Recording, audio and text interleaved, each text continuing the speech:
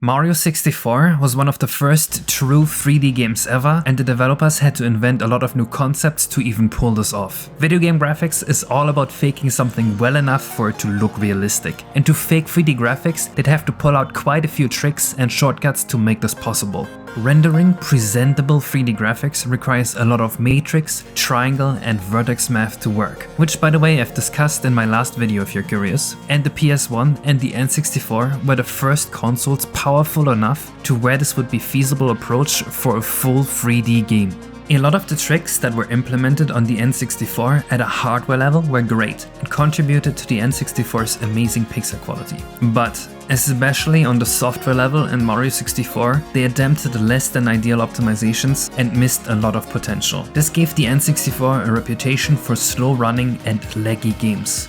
I believe that the N64 is often getting a lot less credit than it deserves, and it is a much bigger powerhouse than people give it credit for. Some people even seem to believe the PlayStation 1 was more powerful, which is ridiculous. But I believe my N64 to be very powerful, just extremely misunderstood, especially back in 1996.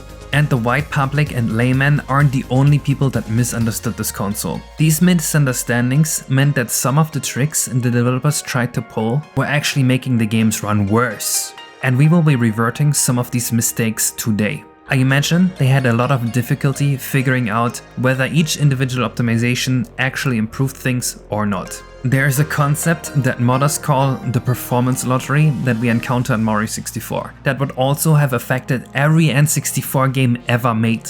This performance lottery happens whenever you make changes. Things move around in memory and now maybe in less advantageous cache lines that end up improving or worsening the performance by a lot. Now, while this lottery is preventable with some smart codings, unfortunately this lottery is going to happen to us every single time we make a change here, since we're limiting ourselves to removing optimizations only. Consider this a foreshadowing. On top of that, the profiler Nintendo used to profile Mario 64 was just these colored bars at the bottom that measure the length of each thread. It's near impossible to tell small difference from this profiler because of how much it moves around. I seriously cannot stand this profile at all, and I think if they had just printed the thread times instead of converting time to pixels, they would have gotten so much more use out of the profiler.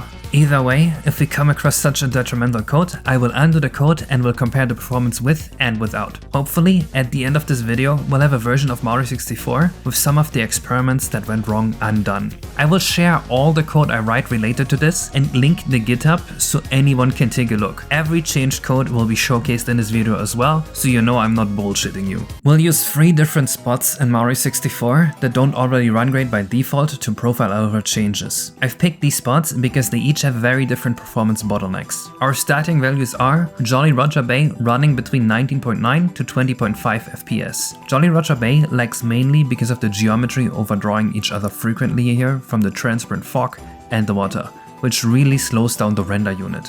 Dire Dogs running at 23.7 to 24.1 FPS. Dire Dog lags mainly because of this giant ship here. It computes all the normals for every triangle and vertex on its collision every frame, which is extremely expensive to the CPU. The overdraw from the water doesn't help either, of course. And we have Rainbow Ride running between 25.9 and 26.8 FPS. Rainbow Ride lags mainly because it has a lot of matrix math to render all these individual snippets of geometry.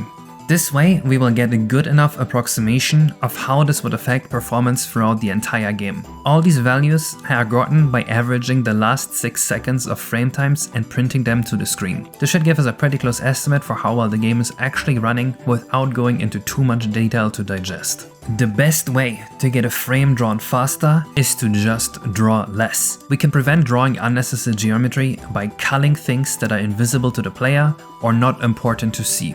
This would include things that are off camera or unimportant actors that are very far away, and back faces. Back faces are just triangles that are facing fully away from the camera and thus would never get drawn. The backface culling is implemented in the F3D microcode that Mario 64 uses and has awesome performance benefits, no doubt. However, Mario 64's implementation for culling invisible geometry is suboptimal. They do this in 3 ways. We cull actors that are off camera. This is called frustum culling. If you hack the game to be 16:9 without changing frustum code, you can see how everything frustum culls at the edges of the camera as well.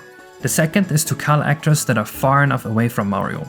This is called drawing distance. And the third is to cull all actors that have too much camera depth. This is called depth culling. All of these sound amazing at first, until you realize that to figure any of these out, you do need to run some math and set up a system. And unfortunately, the way the system is implemented is often more expensive than just rendering the geometry. To implement these methods of culling, they turn some parts of the level geometry into meshes placed into the world separately.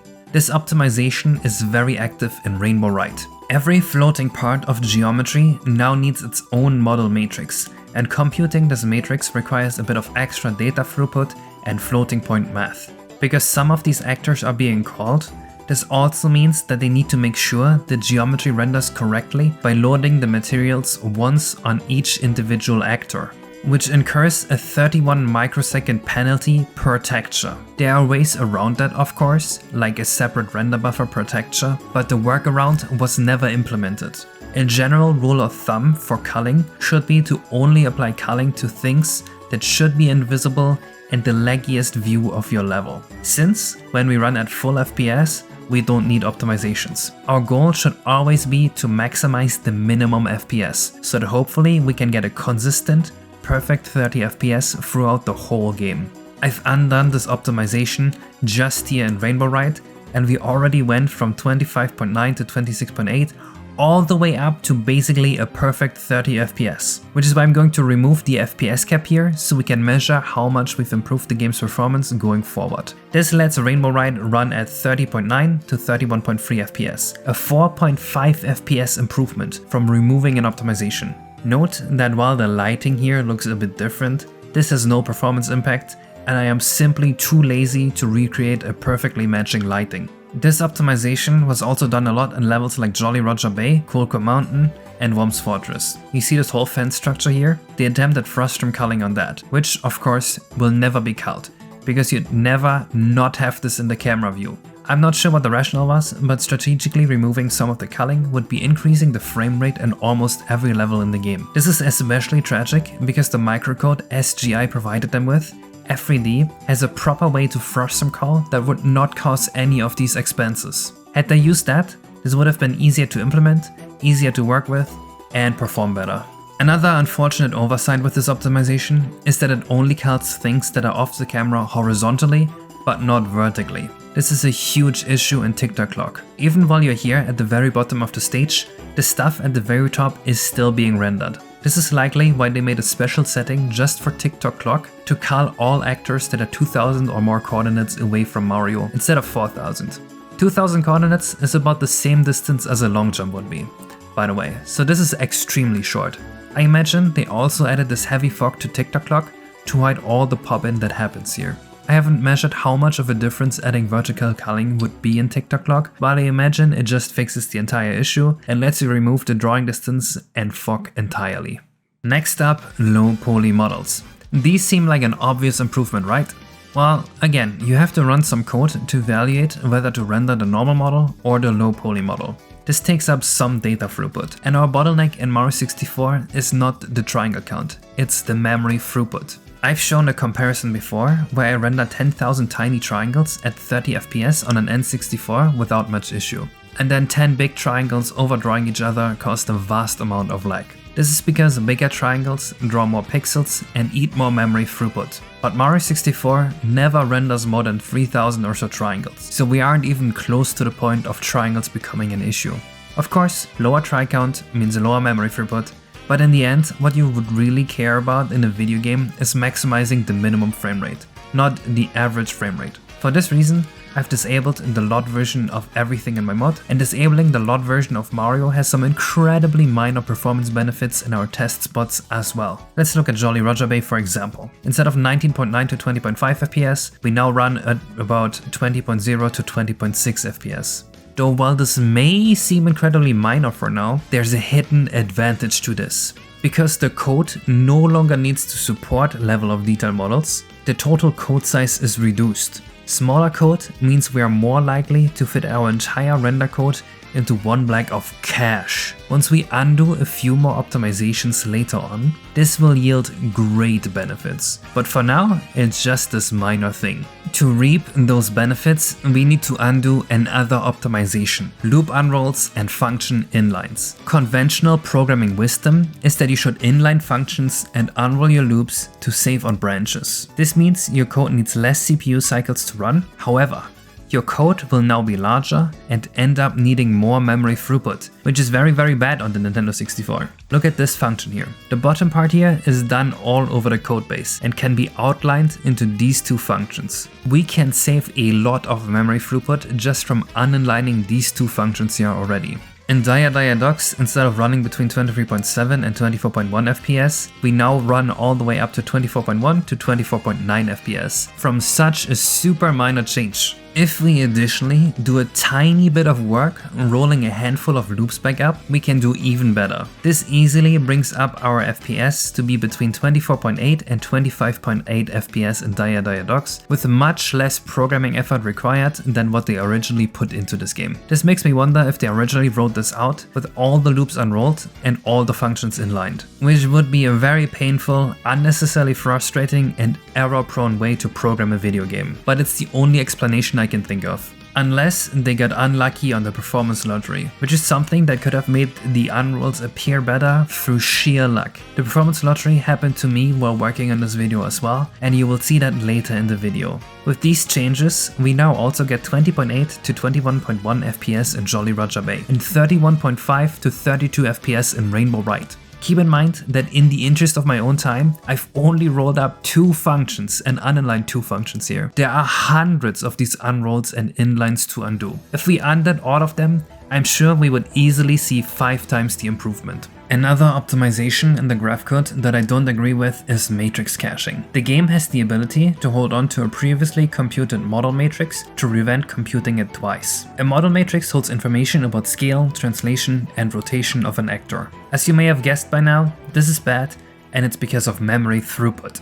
Sure, computing a matrix is expensive, but what's even more expensive is reading a whole matrix. It takes less data throughput to read the scale, translation, and rotation than it does to read a cached matrix. Plus, there's some cost associated with checking whether a cached matrix exists or not that's being paid for every single actor, even the ones that don't use a cached matrix. Having features you pay for every single time, even when they're not used, is always terrible. This feature is not active in any of our test spots, unfortunately, but by just removing the support for this feature, we can get a very slight performance boost. Keep in mind, this also reduces code size, so if we were to actually fully roll up loops and uninline functions, the boost from this would be quite a bit larger. Also, removing this feature will break a few actors, like the tilted inverted pyramids, though if you were to implement them without this optimization, you'd get a better performance outcome for these as well. Sure, recomputing the whole matrix is mathematically more expensive, but if your game is anywhere near optimized on the Nintendo 64, you're going to have upwards of 75% idle CPU time. This console is hilariously put together in that the CPU is about 3 to 4 times as powerful as it needs to be for the game to function correctly. That means anytime you can offload memory or render work to the CPU, you absolutely should. Also, yes, that means even the PlayStation 1 could easily do all the computations for a game like Mario 64 and still have 50% idle CPU time, if the code was optimized at all. Although, in my opinion, the real power of the Nintendo 64 was all the built-in hardware features like filtering,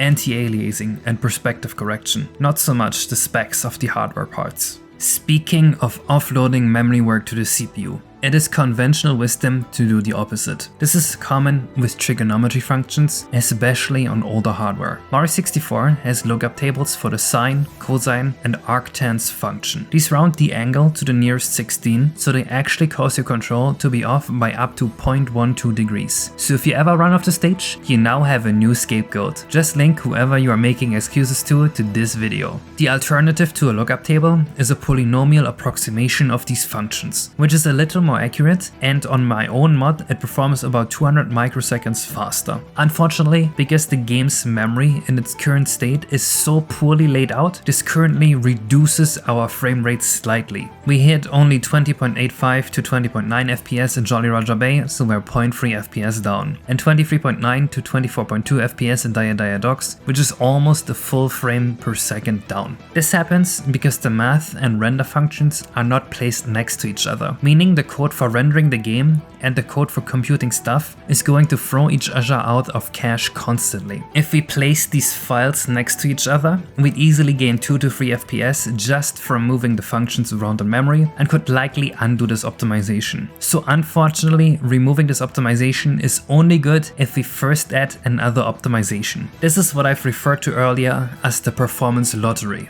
If we had gotten lucky with the RAM alignment, it could have been that the sine and cosine polynomials don't overlap the render functions, and we would have gotten a large performance boost. This is why I imagine Nintendo themselves also got screwed over by this performance lottery frequently. The volatile nature of this makes outcomes super hard to predict, which will explain some of the odd choices we've talked about earlier. How these polynomials work is a bit very complicated to explain, but I have a few videos about these up as well. And if you understand German, you can also check out this video Michi made. I believe the sine cosine function here was actually invented by the ghost of sine polynomials himself. They sent me an anonymous email with these functions in it. No explanation how they invented them, and asked to not be credited. I appreciate the insanity. Another big optimization they attempted was through a program called Copt, a source-to-source C optimizer that would rewrite their existing C code to run better. This source-to-source optimizer would make the code near unreadable and impossible to work with by inlining a lot of code paths. Of course, we already know that this is the exact opposite of what you should do. Most of the Copt program did actually seem to improve the code base though, so it makes sense that minor screw-ups in the Copt program were missed. Outlining these functions again barely makes a dent in performance too, at least as far as I can see. It's too bad Copt missed a lot of unnecessary and removable code, because if it didn't, this would have been an amazing optimization.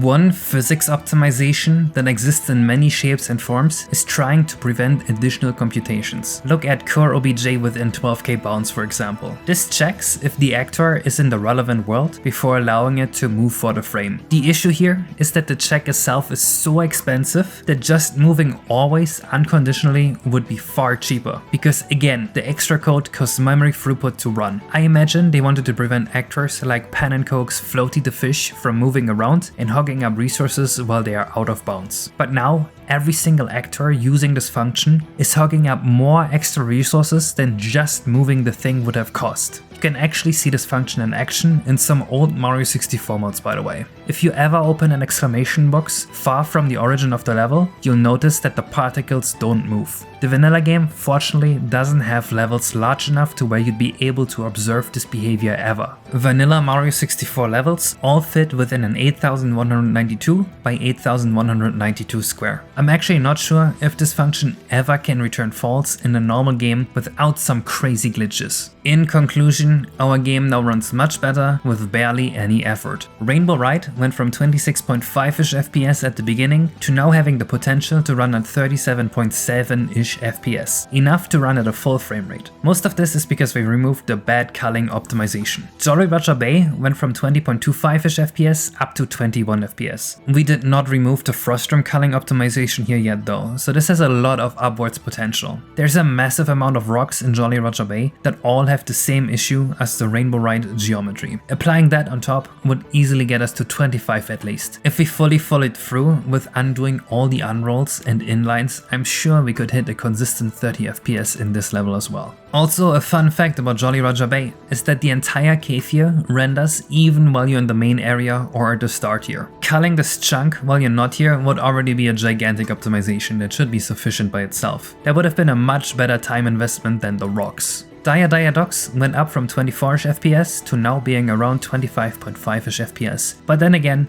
in Dire Dire Docks you can easily just fix basically all the lag by fixing the city submarine issue and giving it a static collision instead of a dynamic. The submarine doesn't move, so it doesn't need a dynamic collision. This would put it up to 29ish FPS, and if you undid a few more poor optimizations I mentioned earlier, I'm sure this would be a 30 FPS area as well. That's a crazy improvement when you consider that this is all just from doing less work and not attempting some of these optimizations. In conclusion, the N64 is a crazy console that has much different paradigms for optimization than the previous console they worked on. And with how the performance lottery works out, it is not easy to determine what's actually fast and what isn't. I imagine all these difficulties are what led to these optimizations that made the game run worse being put into games. I hope you enjoyed this. This was just me reverting bad optimization attempts in one N64 game. In my own N64 game that I'm making, I'm using all this knowledge to optimize it as much as possible. I've currently got an engine that runs about 3 to 6 times faster than the vanilla engine. At the moment, I'm busy working on the 13th course out of 15, so we're getting close to the final stretch. Subscribe to this channel to follow my progress and learn more about the N64. Shoutouts to all my Patreons for supporting this channel and my projects. I really appreciate the support, and if it wasn't for you guys, I wouldn't be making these YouTube videos. I will see you in the next video. I hope you look forward to it.